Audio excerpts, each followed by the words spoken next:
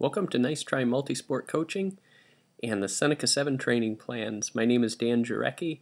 Today we're just going to take a few minutes and look into some of the questions that I've been asked about the event and the training that goes along with it. So by now you're pretty close to starting the week 3. We're looking at the intermediate plan here, and this would take us March 7th through the 13th.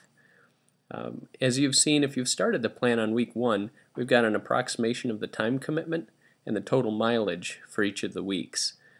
But you've also probably noticed the coding that goes along with the pacing information.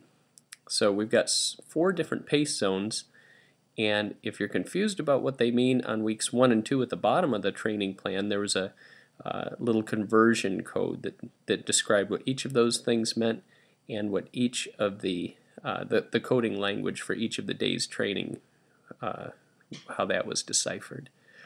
So just to refresh your memory though, TP is threshold pace. Now, this is typically the fastest pace that you could run for 45 minutes to an hour. So for most people that's pretty close to their 10K pace. HMP stands for half marathon pace, and that should be pretty self-explanatory. And the same goes for marathon pace. And EP is easy pace, and that's an extremely easy pace. All of these formulas were based off of Jack Daniels' Vdot pace calculations, and there's a formula for using those, how to come up with them, on our previous video that we did not too long ago. So one of the questions that I've gotten about the event, and we'll go to the website here, how do I pace the different legs? And I guess my answer would be a couple different strategies. Number one, that depends on the length of the leg, and you can see most of these legs fall somewhere in or about the 5K range. We've got, looks like the longest one is 5 miles, and the shortest one we've got around 2.8. So right around a 5K is a pretty comfortable distance. So we'll get to do our leg. Let's say we're runner number 1, we'll do 4.4 miles, and then we'll get quite a bit of rest until the other runners go through their sequence, and then we'll get to do our next leg.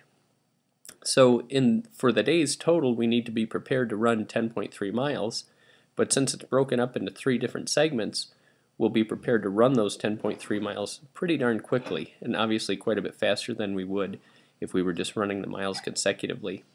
So as far as pacing, my recommendation would be to go with a strategy that falls somewhere between a threshold and a half marathon pace. And again, you'll have to test your Vdot. So like I said, go back to weeks 1 and watch the video, and then read the key at the bottom of the training plan about how to get those pace zones. But that's a good place to start, and a good pace with which to start. So it doesn't really matter if you're a 5-minute miler or a 10-minute miler.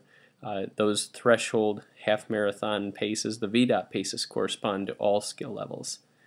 So I hope that provided some guidance for you. That's what I would suggest. I'd also take a peek at some of the terrain features that you might be running up and down, because the Seneca7 is obviously not a flat course.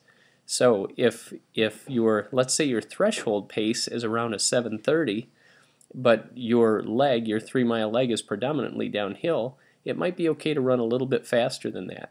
But remember, you've got to do that 2 other times throughout the day. So if in doubt, pace conservatively, especially if you're going uphill. So any more questions, feel free to write to dan@nicetryonline.com, and there's the website name. We'd be happy to answer any more questions that you might have. Good luck in your training.